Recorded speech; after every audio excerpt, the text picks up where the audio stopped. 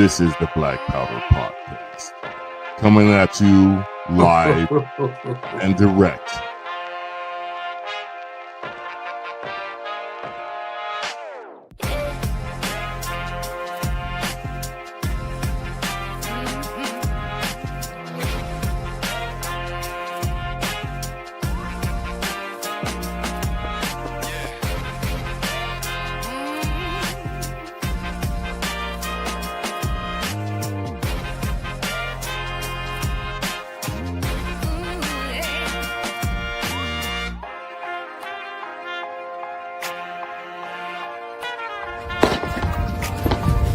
Your salty tears season my life. It's the Black Powder Podcast.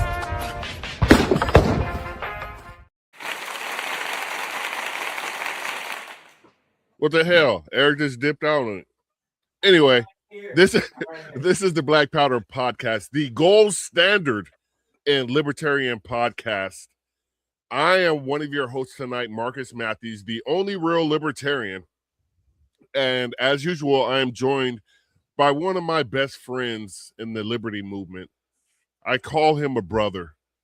We have some very intense pregame conversations I wish you could be part of, but I think we would have problems with employment if you actually heard what we said. Eric Parker, Bull Liberty, how you doing, my good man? I'm doing good. I'm doing great. For the record, we didn't say anything with a hard R in the pregame. But I'm just kidding. So yeah, no, I'm doing good. I'm really excited about this episode tonight, and we don't got to jump right in. But Well, I wanna just want. Go ahead. Go ahead. You go ahead. Well, I just wanted to post our first comment of the night from Addison for Liberty. I'm not sure. At any rate, Who is that? Who is that? Yeah, who is that? Is Marcus the only real Libertarian? Sounds like he's playing favorite. Yes, I am. Yeah. And yes, my favorite is me. So someone's gotta like Marcus, and it's himself. But no, one of my best friends, Terry, she's here. She says hello. You know, I don't know why I can't get away from the state of Florida. This seems it haunts me. The state of Florida just haunts me. And I'm not sure why.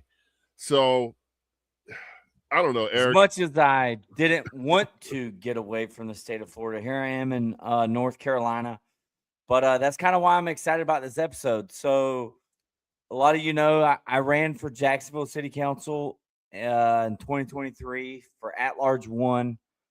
And our guest, our candidate tonight, is running for Jacksonville City Council At-Large 1 as a Libertarian, and she's running in a special election instead of it being in 2027. And if my math's correct, it's going to be this year, 2026.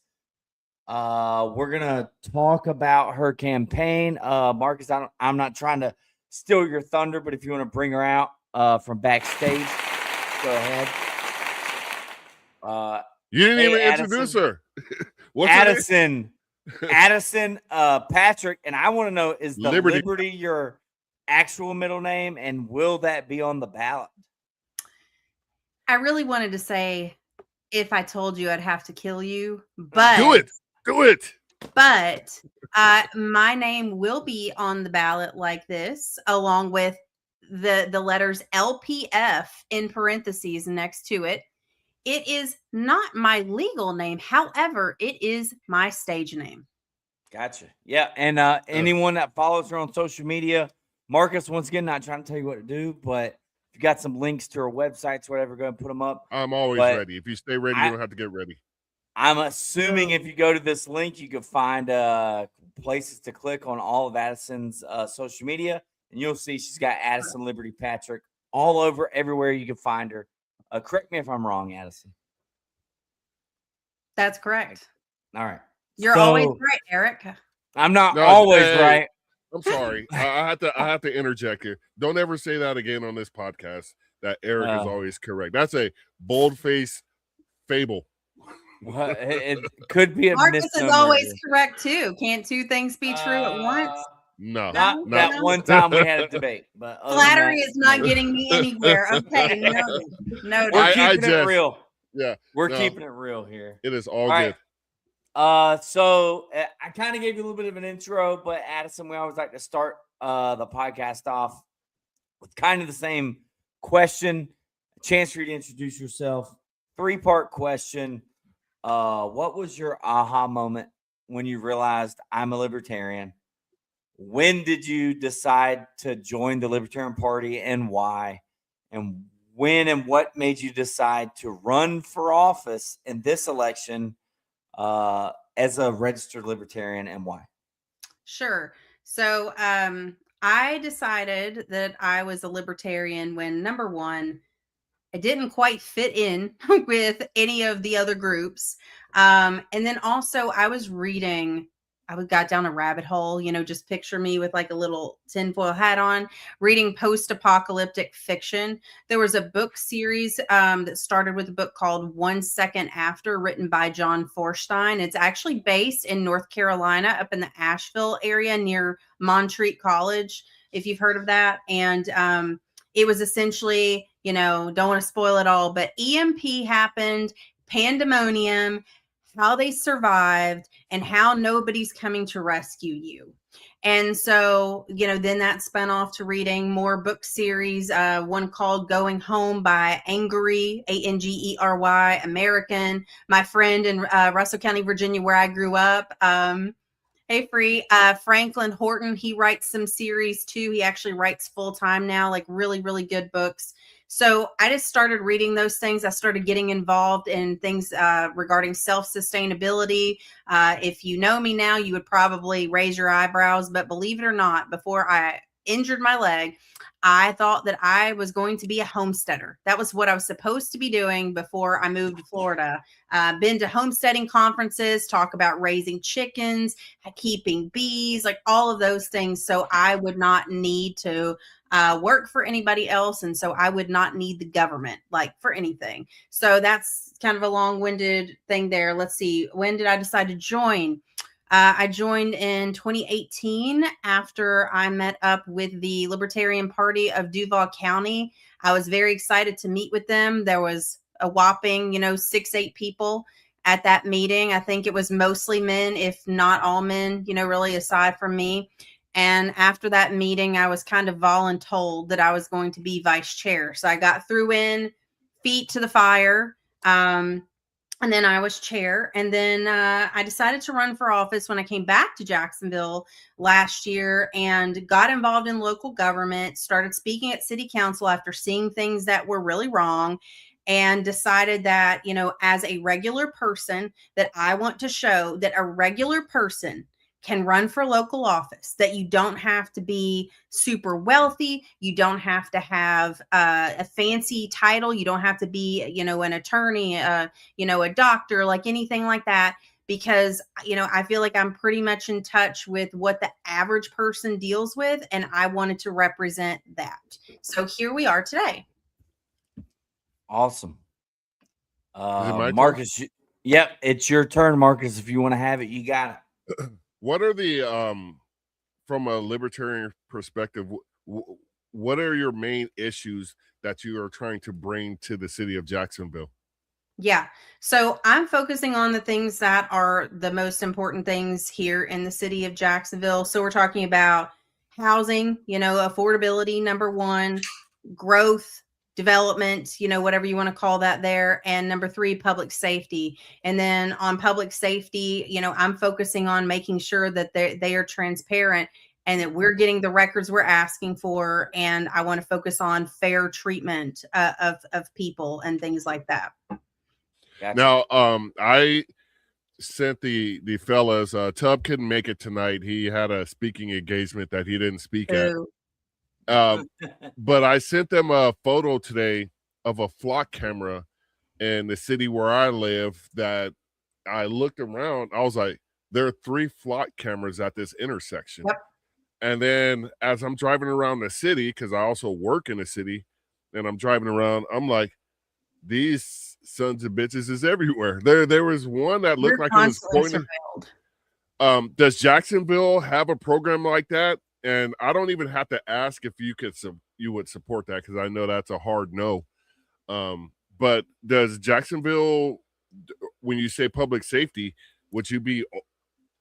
Let me ask you, or would you be open to that idea?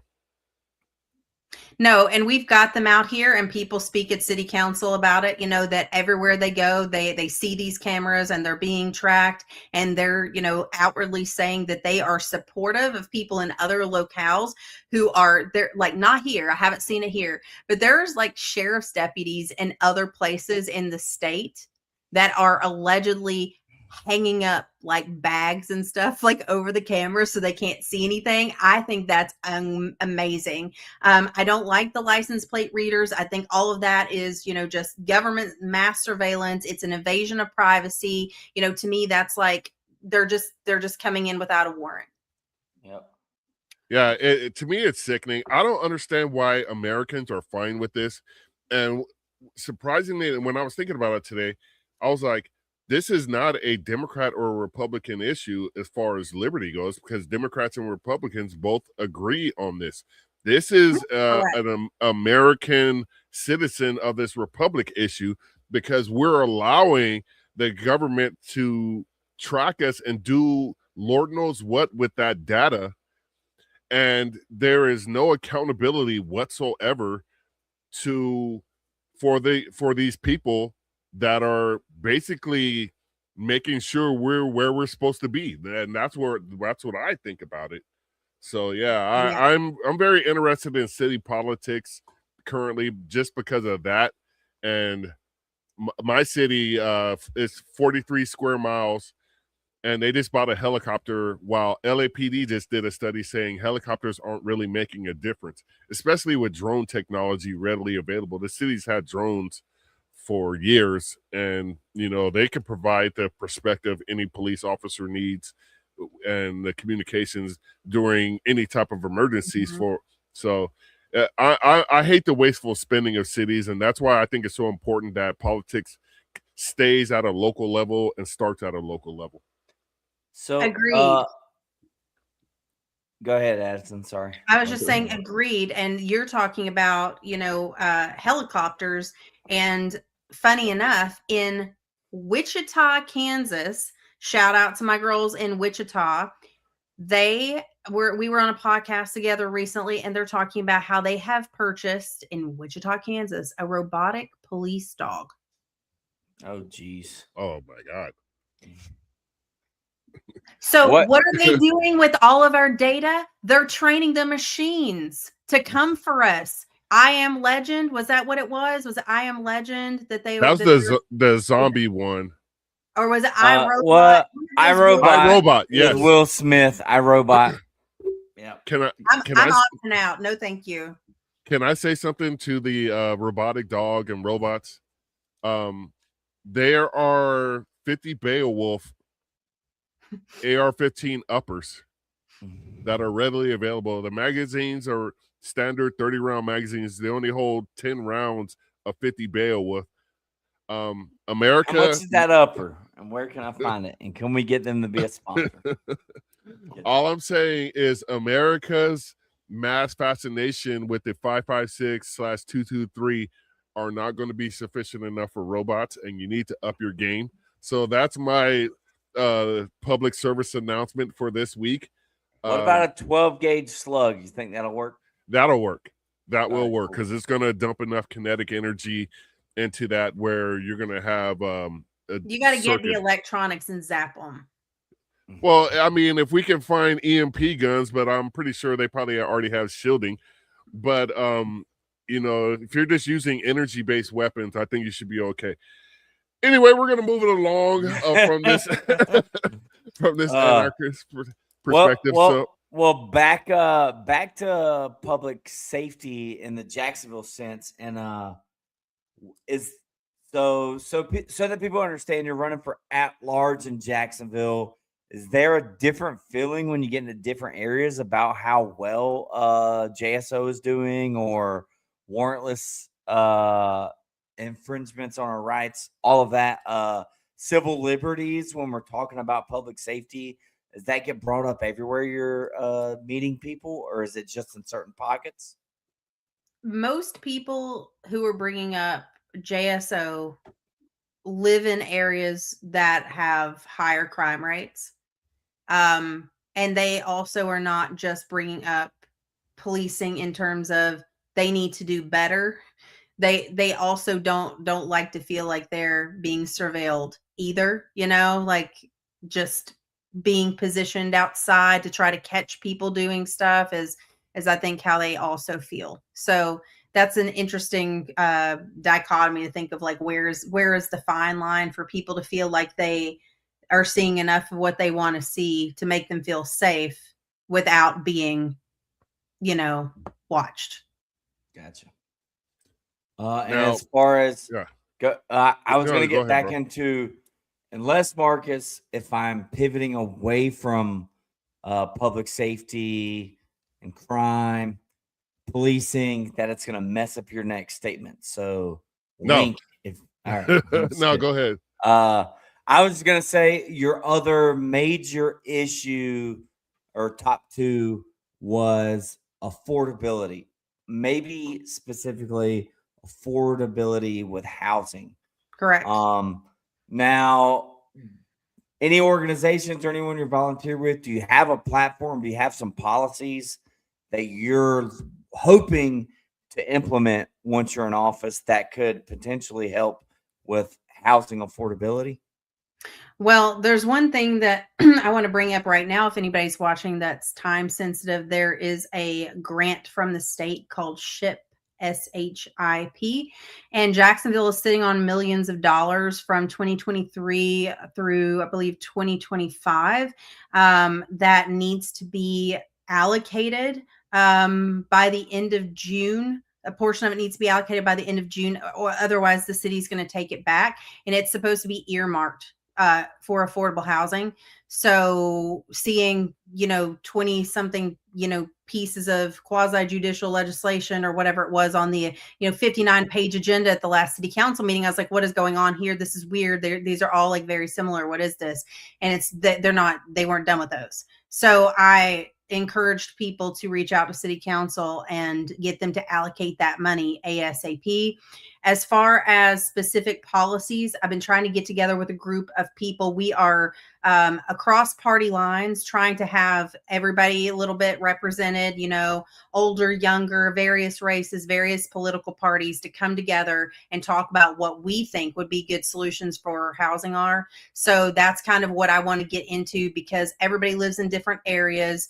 I think breaking down the barriers and having people feel comfortable talking about their opinions and not having them shot down, just because it could be perceived as partisan is like the biggest part of this. And I think that's where we're really going to get somewhere. I want to know what people think. And I know that a lot of people in certain areas do not want continued development. They don't want another McDonald's. They don't want another Starbucks. And people who live out on like up on my side of town, like near this Black Hammock Island, we have heard studies, environmental studies, that it is not good to continue developing certain parts of that. So we need to be backing off. So that's kind of where I'm at. And then also digging into how people feel about lessening zoning classifications, because that gets very layered and confusing. So I'm starting to put feelers out there to see, without scaring people, how people would feel about something different for zoning.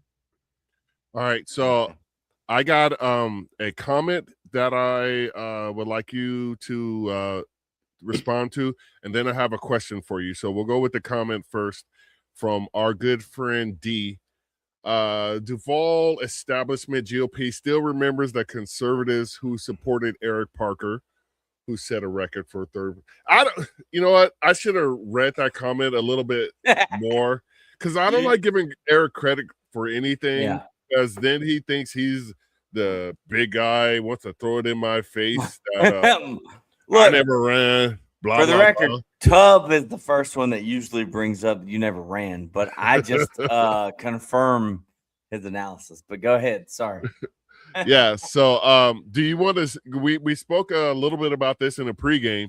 Do you want to tell everybody why that that is relevant in this race, so to speak. Not getting into too much You don't, detail. yeah. Leave we're out not- as much as you want. Yeah, You don't leave gotta out- touch on everything. Yeah.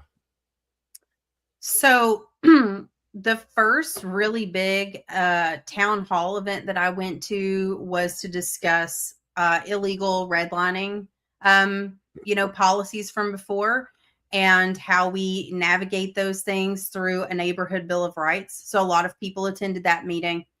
I ran into some people that Eric, there, who I didn't know at the time. And they were like, we know Eric. We like Eric. And these Republicans got in trouble for supporting him. And I'm just like, okay, I'm not really sure what my response is, supposed to be at that time. But I just continued to hear that there are, Republicans that are friendlies, and that is creating some problems here because as I was mentioning to them earlier, Florida Politics continues to publish articles mentioning who's qualified for this at-large one special election. And they keep saying, Addison Liberty Patrick has raised blah, blah, blah money, and says libertarians can perform better than their party registration would indicate, as evidenced by Eric Parker's 2023 run, where he got 34.8% or something like that of the vote in a two-way race against Terrence Freeman, right? So now every time they post that, it's like target, every time. So, and I kind of want to, we can come back to policy and stuff, but this is a good segue to get into stuff I'm excited about, the politics of it, the race itself, the gamesmanship, but your opponent, or not your opponent. So for everyone that needs to know this, Addison, you're actually running in a special election because Terrence Freeman, my opponent, a one-term city councilman, is dropping out to run, I think, for state senate or something. He's trying to climb the political ladder. I just want Jacksonville to know, had you just voted Libertarian, I'd still be living there. I wouldn't have moved to North Carolina. I wouldn't have tucked tail and ran. But I'd still been there, and I would have stayed for my full term and ran for re-election for a second term. But thankfully, there's a Libertarian hopefully on the ballot for this special election. Can you kind of get into the decision-making process? And I want you to really talk about how you were actually originally running for the general election, which would have been next year, and how plans changed and how difficult it was to get on the ballot and everything. Just from the beginning to the end, tell us your story about when you decided to run and what that looked like and how things have changed very quickly. And then whatever else. So after going to city council for several months and listening before I said anything, and then going and speaking and meeting people and starting to build relationships with people, and realizing that we have so much more in common when we just meet and talk face to face than everyone, the uniparty, whatever, would like us to believe. We are not that different. Sometimes, I was noticing that we want to get to the same end goal. It's just how we get there, we think about differently. And I think that's fine. I think we can negotiate and compromise on that. But anyway, so I got in the race in February officially, and almost immediately went to city council and called out the existing leadership for being corrupt and told them that they need to step down from office, and explain to them why. And then I went to a neighborhood meeting and told people how they remove people from office, cited the statutes, gave them things to read, because we have a couple of people who are on city council who are under investigation by the state. That is one of the reasons why I decided to get in. Those people are also endorsing my opponent, by the way. So let's see. I went and filed, I'm doing my thing. I'm out and about. Filed for 2027, and that is the regular 4-year city council term. So we're doing that.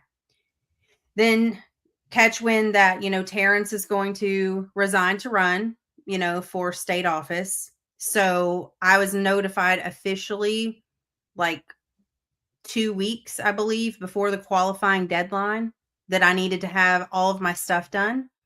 So on the back end, I have to go in and merge, because I wanted to take that money and move it over, merge campaign accounts, and get on the phone even more so than before and be fundraising so I could get on the ballot.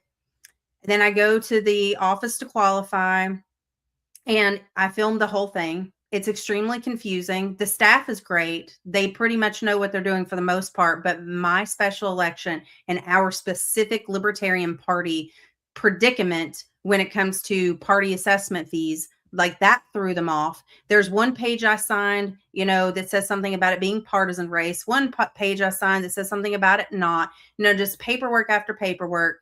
And then there's some ambiguity and some of the language on some of the things that I signed, and we'll talk about that a little later too. So I moved my campaign. It'll say, if you go look, redesignated for the special election, which is August 18th. Additionally, the 2027 election is still happening, friends. So whoever gets in office, whether it's August 18th or through the runoff in November, we turn right back around and we gear up to qualify by January for the March 2027 election, and that will be a full 4-year term. Right. So I wanted to ask you this. As you're out there campaigning, what do you find as the greatest barrier to people actually voting for a Libertarian? What do you get the feedback from them when you go out there and talk to Joe Schmo? A lot of Democrats refer to us as Republican light. Or worse. I've seen it in the comments where it's not even necessarily specifically about me, but like on the state party webpage or the county party webpage, they'll say something about it. And I'm like, hi, excuse me. No, I'm not.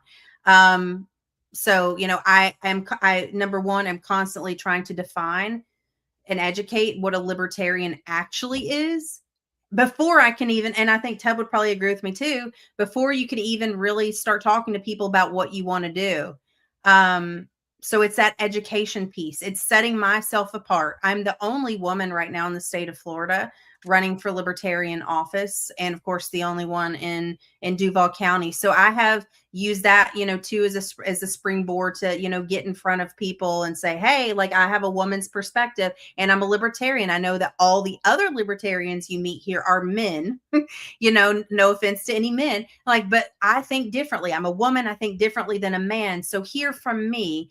And they get stuck on, a lot of times that they don't necessarily agree with like the economics side of things, but we are totally aligned on a lot of these other things, but they don't even realize that a lot of times. It's like, hey, we're anti-war too, for the most part, right? Like, hey, we don't want to send people out and fight unnecessary wars. We're all about civil rights. We're all about getting the government out of our business. We don't care if you're gay. We don't care what you do in your bedroom.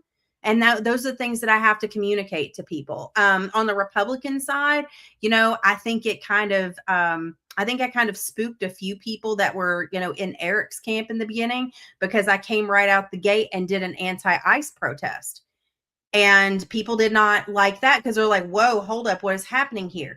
And I try to explain that the protest that I was doing was for a couple of reasons. Number one, it was a silent protest and everybody was afraid to do a protest because they were afraid that it was going to be problems, that somebody was going to get hurt, people were going to get arrested. And I'm like, no, we're going to have respectful signs. We're going to stand out there and we're going to be quiet and they're going to respect our rights. And believe me, they were out there watching us and filming us and there was police, but nobody bothered us. And it was mostly positive. And it was, no secret police. Why do they get to wear masks and treat people humanely? It wasn't even on the issue of whether or not people should be deported or not. It was, we need to know who our government is for full transparency, because we can't hold them accountable if we don't know who they are. So that's kind of been my take, like explaining to the Democrats and also trying to not freak out, the Republicans, who were, in Eric's camp before, by them thinking that I'm,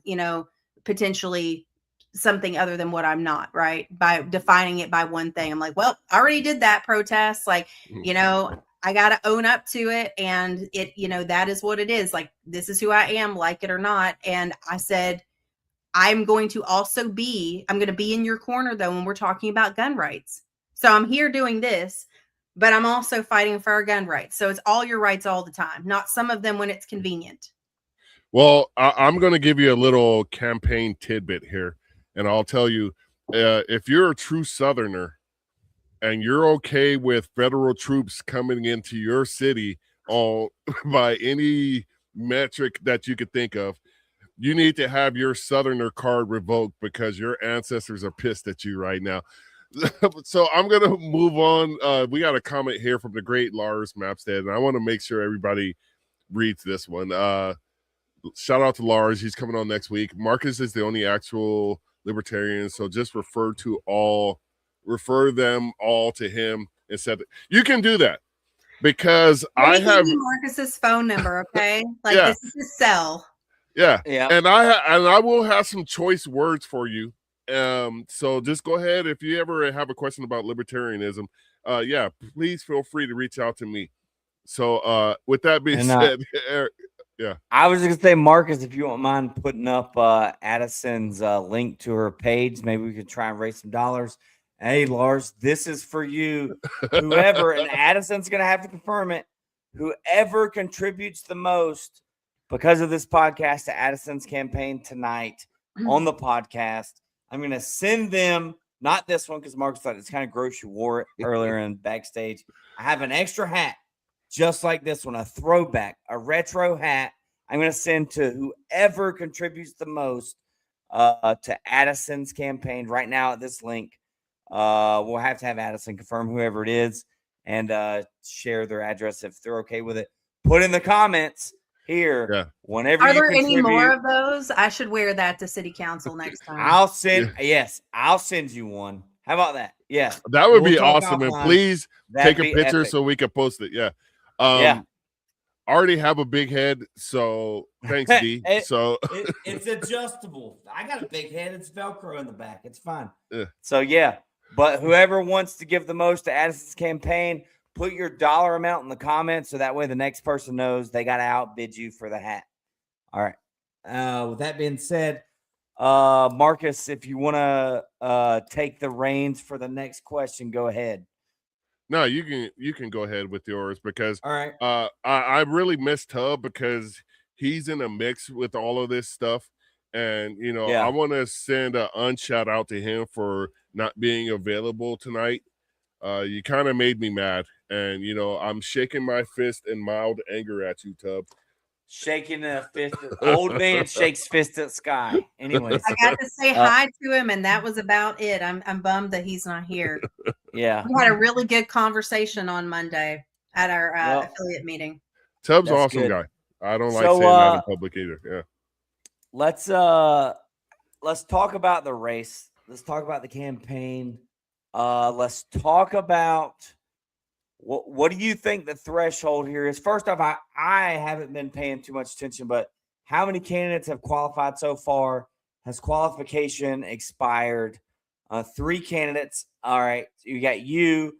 I'm assuming there was a Republican, and you kind of mentioned because a bunch of the people that don't like me are endorsing said Republican. Is there a Democrat candidate as well? There is.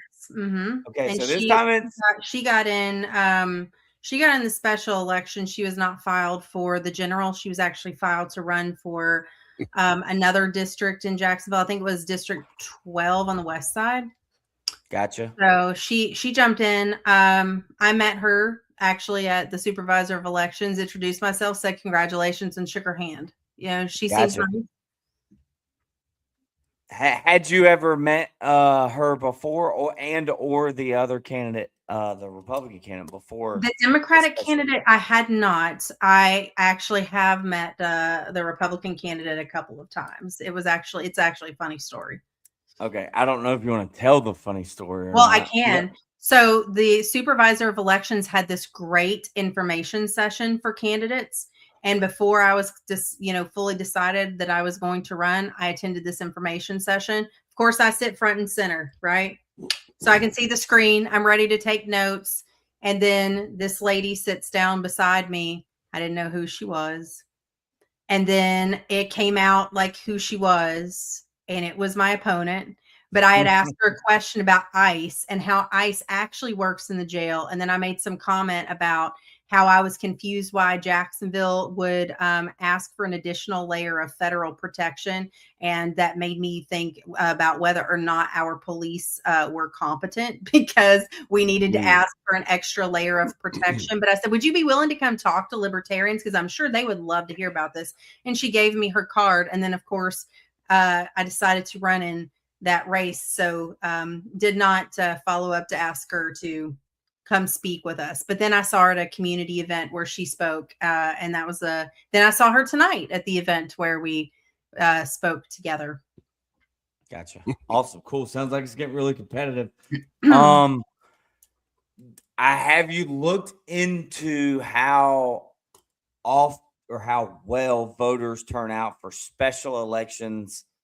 Are you expecting it to help or hurt? Because it's kind of 2026. This special election is falling in a midterm year. So there might be more voters this year. I think there's going to be more. The progressives are out door knocking to get people registered to vote. Like, they're out canvassing just to get people registered to vote, period. We're still about even. We've got about 5,000 more Democrats or so registered than Republicans. But of course, it's a very Republican dominated city council, 14-9.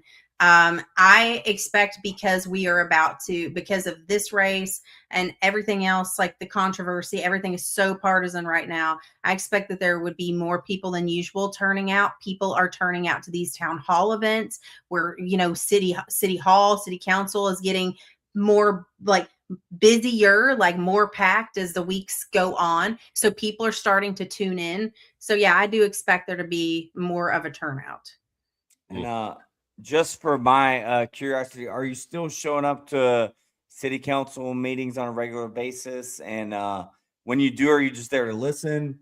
Do you find a topic that is a boilerplate topic, or whatever you want to call it, and like a touchy subject? I'm the term escapes me, but are you speaking on hot topics, if you will, at city council meetings? So yes, I'm going to city council. I think since I decided to run, I said I was going to go to every city council meeting, right? Unless there was an emergency. Well, one I didn't make because I was in a car accident on the way. The other one, I was extremely ill and did not want to pass that junk along. So I sat that out. So other than that, I've been every one since I decided to run. And even before, I think I've spoken at every single city council meeting that I've been to. So it's, almost all of them. How I decide about what I'm going to speak, sometimes it's not until I get there and I see amendments to the agenda, or I see a big group of people show up for some particular cause. And I'm like, well, they're going to touch on this thing, and it's going to be pretty hardcore. So let me come over here and talk about something else that needs some attention. So, one time I asked for them to repeal a 6-cent gas tax. Gas was really expensive. It was over $4, I believe, at that point. But it wasn't even just that. If you look into how the statute is written, the gas tax does not pay for anything old to be fixed. It's only new, which to me contributes to all of this crap in these areas, where they just don't fix things, the areas that need attention, and they just continue to neglect them. So I didn't like that at all. If we can't use it to fix things, and we can only build new shiny things to attract new, whatever in, it's I don't like that. So I asked for that to be gone. I asked for an emergency fund to be marketing fund to be made with tourism development dollars, the TDT fund, so we could keep small businesses open while the Jaguars go play in Orlando and, rack up all of that, tourist revenue while they play there, while our stadium's being rebuilt. So I call people out for bad stuff. I hype them up for good stuff. And I talk a lot about community and the good that we're doing. Gotcha. Damn, I was literally about to ask you about the stadium. I didn't know it had progressed to that point where we're playing in Orlando in 2027. Because they're going to knock down your current stadium and build a new one? They're not knocking it down completely. They're redoing it. They're calling it the Stadium of the Future. It will still have a swimming pool, in case you're wondering. I know that was top of mind for you, Marcus. That's important to me. Yes. I mean, they spent a gazillion dollars, taxpayer dollars. That's a technical term. And then, now they're turning around and they want us to spend $35 million on the, it's a Culinary Institute of America, I believe. Like that was something that they proposed. And we're like, no, like I understand it would be good for tourism, but I mean, they can fund themselves, like they need to if they want to be here, then they should figure out how to get here. And it's the same thing. We just gave a bunch of money to Winn-Dixie, a large corporation, to stay here because food desert. Meanwhile, I'm working with some other people on this bill called Free to Garden that they're trying to get city council to pick up. And we just had a big win because we just got confirmation the other day that they want to schedule a community meeting to gauge interest in this. And this is something that will help with food deserts. This will help bring tourism in. This will be a model to other cities in Florida. And overall, it's just a really, really good thing. So I'm fully in support of that. Doing something like that versus paying Winn-Dixie. If you don't want to be here, Winn-Dixie, bye. We'll figure it out. Yeah. Publix can hold it down. Buy Winn-Dixie. Yeah. They're building another Publix. Yeah. I just want Free to know I grew up in a house and we did have our pool was in ground, not like Free, who had the bubble wrapped in plastic. Yeah. The above ground pool that they got from Walmart or whatever. What about the kiddie pools that they're not even really above ground? Your dog is just chilling there because it's like this much water. Are you judging me for that? Yeah. Well, listen, us Floridians are going to come for you because when I lived in my double wide on 1 acre off of Yellow Bluff Road. Stop bragging about your land ownership. Yeah, exactly. When I lived there, we definitely had our Walmart pool, but we got it for free. Okay, we didn't even buy You stole it. That's all you people do is steal stuff. Nah, my brother gave it to us because they got a bigger bubble wrapped in plastic. But anyways, we definitely had one. Now here we've picked up one of them little inflatable small ones. It's about 1.5 feet off the ground.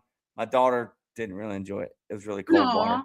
But we were like, we were super excited about it. And she just got there, like, I was like, whatever. And I digress. It was a lot of fun. I just want to say one thing. I have reached out to Tub twice during this because I think he would have great input. And he's going on Are You Smarter Than a Politician? I think next week is what they said. We'll figure that out. But I'm going to nuke his score at the last round. As a former contestant, I have that right. Terry says she's not going to accept it, but I'm going to nuke his score to make sure he's going to lose anyway. But might need to rally some troops. So Marcus, are you saying that actions have consequences? Absolutely. Okay. I wish government understood that a little bit better. Well, I'm hoping that the voters of Jacksonville also understand that actions have consequences. So, Addison, whenever I was campaigning in Jacksonville, for some reason, I thought people cared about like ending corporate welfare, government money going to bailouts to corporations and special interests. I didn't win my election, so I guess that topic wasn't very popular. But does that ever get brought up at city council meetings by you or anyone else? Is anyone ever paying attention? Is the stadium thing a big deal anymore? Or because it's passed, people have moved on and given up, and the Four Seasons are going to get their money. Jags are going to get their money. Any other big major bailouts coming down the pipe there in Jacksonville? I mean, there are people who were standing up against giving Winn-Dixie money for that. But that was pretty isolated. I haven't heard any, in corporate welfare statements too much. And the stadium, it's kind of like in the past for them. There was a morgue that was built in the Brentwood area, a new morgue. And that's been a really big thing. And people are still mad about that. They are not going to forget that. And I'm also, angry along with them on that and the way that was done. And what makes me the maddest, though, is they did that. And there's a 27,000 square foot, the old morgue, sitting there empty. that we're paying carrying costs for when we need more beds for the homeless and all these other things. And it's like, I said this at city council. I said, can we please sell this to either UNF because it's, UF Health, because it's right there on its medical campus. They can do whatever they want with it. Sell it to a nonprofit, lease part of it to a nonprofit. It could be used as a staging area for emergency preparedness when we have hurricane, whatever. Oh, shelter overflow. I don't know. It's got water in there, so people could take showers. They could rig it up. So it just seems to me like a huge waste. And Jacksonville should not be in the business of owning real estate like that. There's so many things that they own that we need to get off the books. And I keep bringing all of that up too, because again, affordable housing, we could sell those things. And then guess what? We're not collecting any property tax at all on houses that Jacksonville owns because they were foreclosed on or what have you. So we need to get those out and get them being useful for something instead of just becoming dilapidated and blight. I love, the deep dives that you do, Addison. You know what I mean? Is that sarcasm? Because I can get verbose when I'm excited. No. Like what No. I literally mean, like the fact that you have a list of and I'm assuming you got a list of city-owned properties that we're just paying taxpayers. I've been looking into that. That is how we combat if this property. This is how I've been explaining to progressives how we combat if this property tax bill gets voted in. I said, please don't freak out. I said, I know one of the Republicans said the first thing that we're going to do is cut all the arts. I don't think that we're going to have to do that. I said, we've got all these other things on the books that we need to start getting rid of, but they just leached on to a couple of words that I said. And then I could just tell that they weren't really listening. It's like, I didn't even say whether or not I supported the property tax increase. And I said, people have to vote for it first. Right. But we need to be prepared. We need to plan for these things. Right. And so that's what my, solution is that we got to get all these things off the books in year one. And then we have more time to figure out what we're going to do in year two as more property tax revenue is taken away from our budget. And, my first thing is I feel like the police are just not that effective. So, maybe we should just, go there and, find some positions that can be done contract wise that are not affiliated with the pension plan, because that is so much. And that will be, in the future when they start dipping into that, that's like the biggest line item on our budget is public safety and those pension plans. So you can do those a different way. Now, let me ask you, when you get elected, what are your top 3 things on your legislative agenda?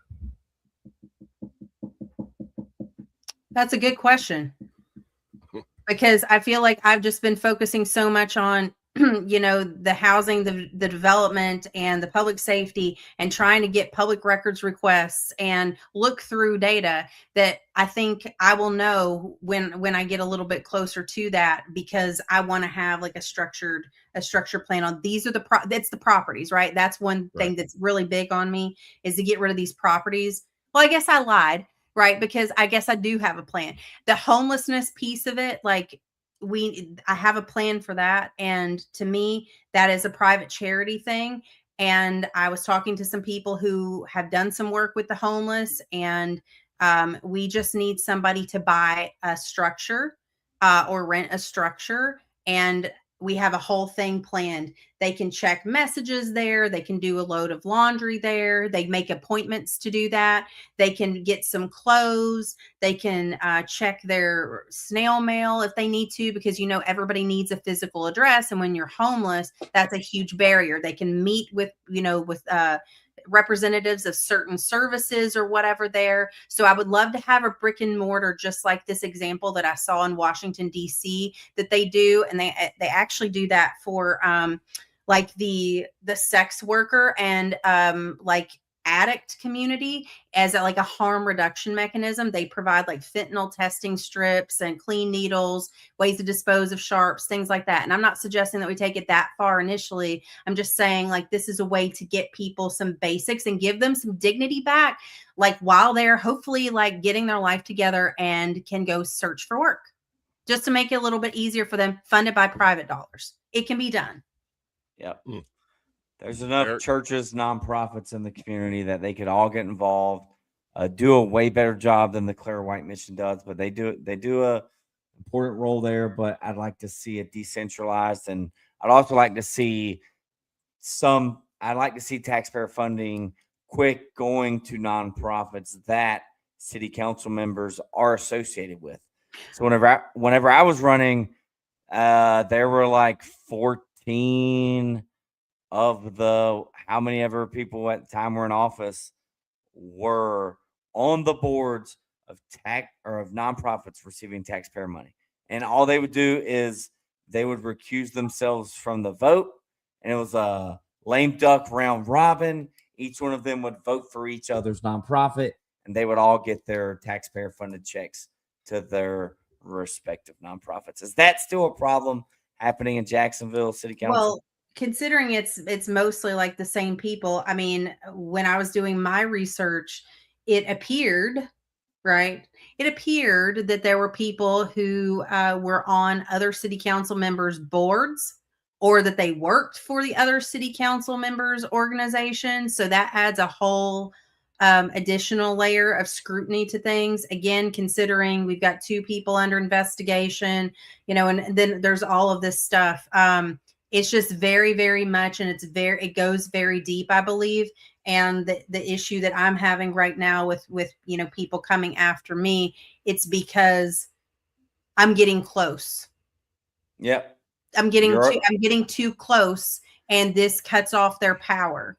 So, if I get closer, you are over the target. Before I ever filed for city council, I was up there speaking against the special interests and this, that, and the other. Actually, it was after I filed, but I was speaking at every city council meeting before I filed.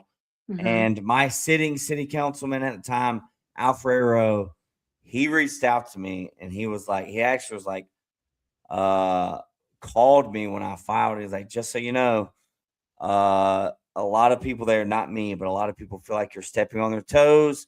You're raising awareness, and you're shining a light on problems that they don't want to be seen.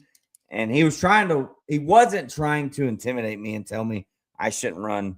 He was, I believe, seriously trying to warn me about like what could happen, all the negative attacks, potential lawsuits, the fines that I eventually did get for signage and this, that, and the other. Yeah. You know what I mean? So be prepared. Raise as much money as you can. Marcus, put the link up there, because I guarantee you they're going to keep coming for you. I don't know how much of that you want to get into, but Marcus, I would love to get into that. Actually, I would love to get into that. I wanted to say first, though, regarding the District 2 council member who, his name is Mike Gay. People ask me, Addison, why would you run? You've never run for office before. Why would you run for an at-large seat and not for a district seat? And my answer was, I'm not going to challenge anyone who I actually think is doing the job they're supposed to be doing. I'm not a Republican. Mike Gay, I don't agree with like every single vote of his, but I believe that he carefully thinks things through. He holds town halls. He's a man of few words, right? But of impact. And, I don't even think that he particularly cares for me too much, probably, but I have a lot of respect for him. And I would never run against somebody that I felt could do a better job than me. So that's why I'm running in the seat that I'm running for against the opponent that I'm running against, because it's just really that important. Well, Eric, we've had Mike Gay on this show. Marcus, I don't even remember. He was the redneck city councilman from Jacksonville. You know what I mean? That's really Mike Gay is he's a conservative Republican. There's no beating around it. There were things we disagreed on. But there were a lot that we agreed on. I don't agree with all of his votes since he's been in office, but of everyone on that city council, what is it? How many people? 17, 19, 19 seats? 19 seats. He's the only one that I think isn't establishment for now. We got a chance to change that. I don't know. You got anyone else? You got anyone else that's okay? Maybe disagree with politically, but you don't think they're establishment? I do believe that there's more than just Mike, and I also know that there are people who are well funded per se, but are not necessarily falling in line with like typical establishment practices. And I don't want to lump people in and give them like a bad rap. Like they can't help it if they're popular and people are donating money. Like I don't think that I don't perceive them as doing anything nefarious or, you know, anything. I have experienced people helping me out. Like I've called people out on their stuff and they've still helped me out and been nice. Like I called them out. I was live tweeting essentially from a city council meeting and they turned the microphone off on somebody. And I was like, oh, hell no. They just turned the microphone off. They're squashing free speech. And then the next day that city council member was on the news like, sorry, you know, like because he knew he messed up. I think immediately after that, it's like, you know, you can't do that. And we already had an issue with people being arrested and charged with felonies from last year for speaking up in city council. You know, they told him, be quiet. This guy got flipped over a row of seats. You know, it was this whole dramatic thing that I wasn't there for and I have not seen the full video. But regardless of what happened, people are very up in arms about it and people are still talking about that today. So Democrats and Republicans and Libertarians all agree free speech is important. FAFO. That was a well-seasoned hell no and neck roll you did right there. I want to give you a shout out for that. That was well melanated. Free says he already donated. Huge fan of Addison. Today or before today? Did he donate to? I don't know. I've been looking at y'all and not my phone. Yeah, don't look at your phone yet. I mean, you can. I don't care. I was just gonna say. I don't want to call him out. You know. I would. We love to call him out. That cheap yeah. I need Free to post his address and name so we can get him Eric's hat. Yeah. So Free, go ahead in the comment section, post your address where we can send this to, and you know, Free donated for ballot access. Yes, he not did. Good enough to get this hat, Free. That's not good enough. Hat, yeah. We'll take $10 right now. To the people who are thinking about donating, you got to understand something. Every dollar counts. So don't be afraid to send $5, $10, $15, $20 because all those little ones add up to something bigger. There, you know, this is like ants. You know, one ant by itself is nothing, but when you get 50 ants, you know, a grasshopper's done. You know, that's the thing. Yeah. So we have to be able to put our money where our memes are, because I haven't said that yet. I also want to say, you know, coming from the 4th largest economy in the world and being the son of a deacon, it makes me the perfect libertarian because I understand a lot of aspects of economics and social interactions from my background. And that's one of the reasons I'm a libertarian. I get a lot of crazy comments. I was telling Eric earlier, I get called all kinds of interesting names with the hard R every week. And I'm like, damn, you're calling me that. And I still want you to be free. I still want you to have the best liberty that mankind could ever have, free from government. And that's the beautiful part about being a libertarian is, you know, even people that you disagree with, even people that you may not like personally, if you're not willing to stand up for their liberty, you're not supporting or protecting your own. Let's see. We're gonna as we start to Marcus gets called names on my Liberty page. So this is from D. Marcus gets called names on my Liberty page if I share his I was like, yeah, go ahead, do that.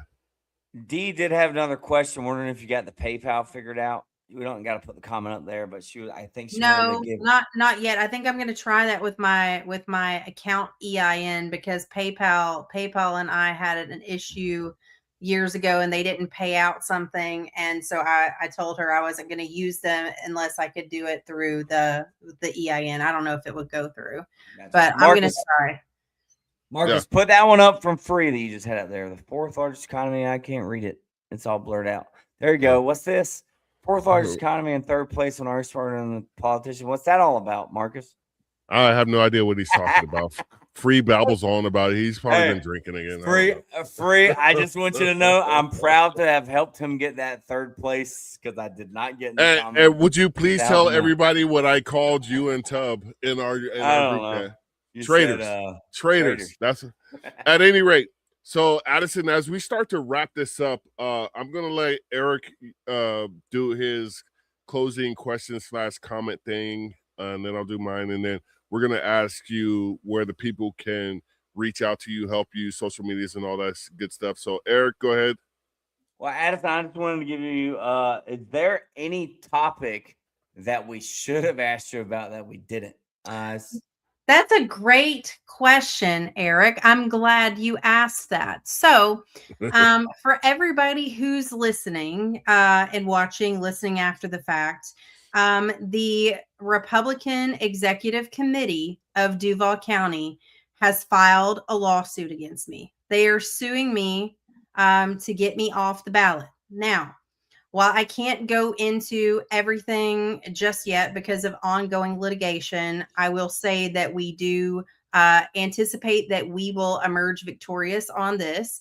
And additionally, there will be a countersuit. I can't go into that right now either, but there will be legal fees. I was talking to my attorney today. So please donate to help me cover some of those legal fees so we can fight this.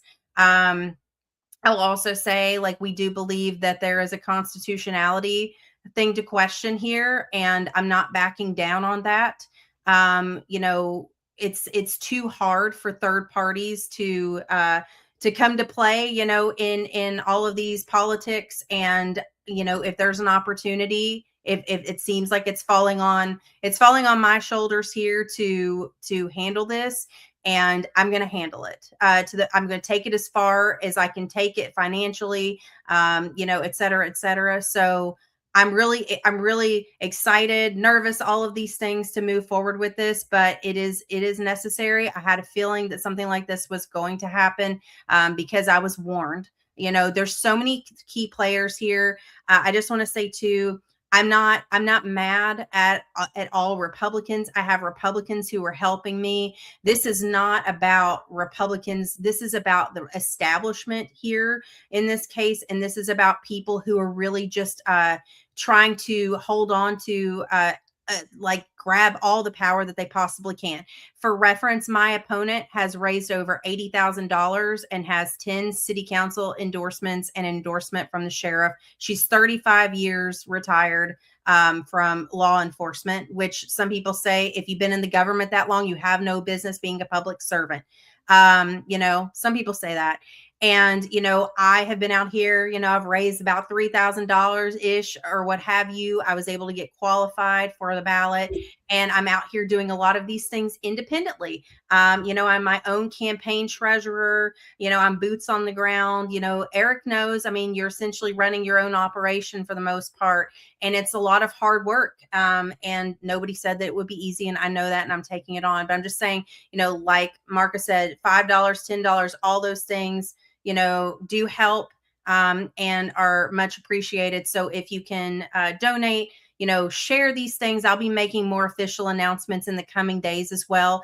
But because as of, before my meeting earlier, the fact that the GOP did not mention this lawsuit, that they don't want me to be part of the conversation. So we need to make sure that I'm continuing to be part of the conversation. I intend to stay on this ballot, and we're going to take it as far as we can go, and we'll be back again, baby, in 2027. I'm not going anywhere. Damn. Yeah. Hold on one second. And I was going to say, hell yeah. I was going to do a follow-up question. If you're still going to run in 2027, you answered that. So great. Marcus, go ahead. I have nothing else to say to that because that was so fiery. I want to punch somebody. That was like some hardcore shit. I was like, "Oh, you got a problem?" But that was I was telling Eric, I've hardly met any bad libertarians. I've met a couple. I've met a couple. I think I said she's pretty cool. Like when we Yeah, you sent did. you backstage before we went live, he was like, most libertarians are. And I mean, like, I genuinely feel that way. Like, if you really get to know us, like, and you know, Addison and I might not agree on everything. We might not vote 100% of the same if we were on the same city council, but I bet it'd be 97% of the time we'd agree. And the other stuff is probably, you know. And that's what's cool about libertarians, because you can't get a Democrat and a Republican to agree on what day it is. The only thing they agree with each other is spending more money, going to war, and keeping the system the exact same way that brought them into power. And that's where Americans need to take a hard look at libertarians, because you're voting for the same shit over and over again and expecting different results as the very definition of insanity. And that's why I have a problem with public education. That's a whole nother episode. But can you tell the people where they can find you and get to know you better via your social medias? Sure. So yeah, on my website, addisonlibertypatrick.com, all of my socials are listed, as well as some of my YouTube videos as well. I've got a YouTube channel. I've got more to put up there, but I've been trying to post, you know, at least the really good city council comments that I feel are good and relevant. So, you know, I tell people the proof is in the pudding, right? When they meet me out, if they're like, I don't know, libertarian, you know, LIB, that sounds like a liberal, you know, if they're conservative, or, you know, I'm not really sure, I hear, you know, insert rumor here. It's like, well, you know, that's fair. I know that we're just meeting, but go check me out and watch and see for yourself. Ask around about me, because I'm getting introduced as, you know, Addison is someone who speaks at city council. That's how the people in the community are introducing me. And I take that to a compliment of the highest degree, because they see the work that I'm doing out here.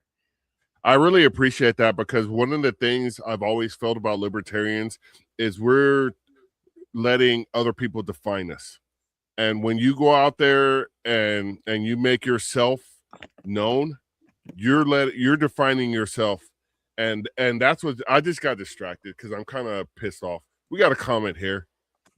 Where's Tub? He really makes the show. Keep it down in the cheap seats, brother. Because I told you, I don't care when you come on, and you have time to post here. But no, he don't. We're not gonna let him come on. You just sit there and you watch, and you wish you were here. Then we have another comment by one of the best people I've talked to this week. Yeah, really abandoned me. And he did. You know, I was like, I was asking everybody, hey, obviously you guys are in the same city, formerly Eric, currently Tub. Do you know her? And then when I Googled your name, I clicked on images and I see a picture of with Tub, and I was like, okay, then this LNC picture with Stephen Nikala and all that. Yeah.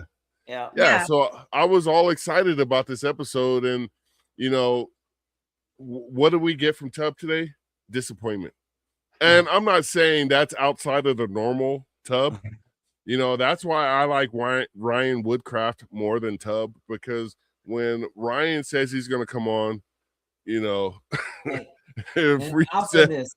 Maybe there's a reason why Tub wasn't allowed to speak at that speaking engagement today, and it's because don't do that. I will say this. I am finally, I think, understanding Tub's sense of humor. So I appreciate him more. I think we have a good understanding now. So yeah. And to free, if you're going to properly say AOL, it's AOLs. You have to say that. Yeah, you can't say only you elderly folks like Walmart. We're going to the Walmarts. I forgot what movie it was on, but like some lady was like, I can't get on my AOLs. So us of a certain distinction, remember when we used to get 14 AOL CDs in the mail per month? Yes. I remember that. I was on dial-up. I am older, Marcus. I know. Yeah. I like of age and of distinction better than older, but Listen, at any rate, I thought it was the only way you could get the internet. I mean, if you've never heard the dial-up sound, you have no bearing on anything you could tell me, because we've been through it all and getting yelled at because get off the internet. I got to use the phone. Use the phone. Yes. At any rate, do you have a closing statement or a voter pitch that you would like to say? Yes. Again, Addison Liberty Patrick. I'm running for Jacksonville City Council at-large Group 1 in the special election and in 2027. I would love to hear from you. I would love your vote, and I would love your financial support, like, comment, share on all of the things. And I hope to meet you out in person because I would love to shake your hand. That's it. Thank you guys so much for having me on. Thank you. Eric, thank you for your diligence and making sure you showed up, unlike Tub. Addison, it has been an absolute pleasure to have you on our podcast. Thank you for the honor of bringing your message of liberty to the people of Jacksonville. I hope Jacksonville realizes that you have their best intentions in mind, and your best intentions is less government, because government, this is not Addison's words, these are mine, but government isn't necessarily your friend. And we need to keep that in mind when we're voting for people that are going to put flock cameras and all kinds of other stuff to track your movements. So thank you very much. We're going to close out with this comment because this is a great comment. Addison is so great. Good luck at it. Thank you very much to everybody who watched, listened, and participated. You are the real ones. Big shout out to you all. Thanks, big dogs.